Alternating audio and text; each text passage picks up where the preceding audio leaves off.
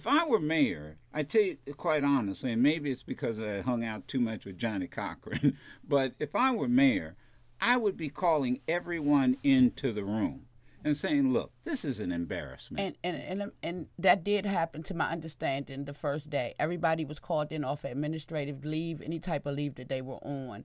My family was told that they were going to have an investigation and that they would be prepared to terminate and or fire anybody that did not do their duties that day. However, here we are in April, and I can tell you nobody has been disciplined in that fire station.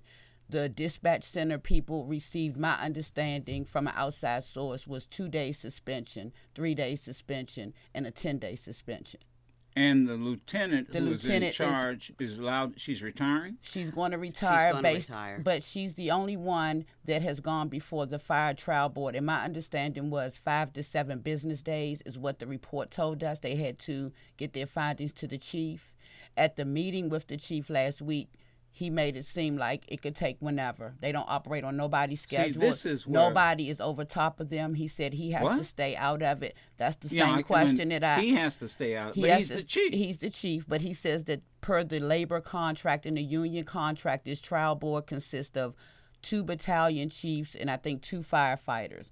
Where anywhere else in the country that I've researched so far, trial boards have at least 1 to 2 civilians and at least a paralegal or a law degree. See, I guess what I was saying is, after you've gone through that, this is when you say, look, okay, let's all get behind closed doors and find out what does the family want? What needs to be changed here? Because we're all embarrassed by this. This is, it's beyond finger pointing. Yes, that's the point we're making here. It's beyond finger pointing. So this is part 2 of his question.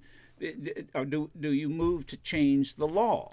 Yes, we want to move to change the law, and we are making efforts behind the scenes to work toward that goal, because we think that, given that, first of all, the fact that someone came to the fire station for aid and was turned away and someone died as a result of that, this is not the first time that this has happened. That's true, right. And so it's clear to me, anyway, that there needs to be a law that says that if you knock on the fire station door, you have to help. It's just like there's a law, and if I'm not mistaken, isn't there a law that if you've taken a child to a fire station, they have to take that child. A newborn, if I'm not mistaken. Right, it's supposed to provide a safe haven. So if you don't want the baby, don't do something negative to the child. Just drop it off to a hospital, to a fire station. Right. I'm not sure if that's the law in D.C., but I am aware of that principle.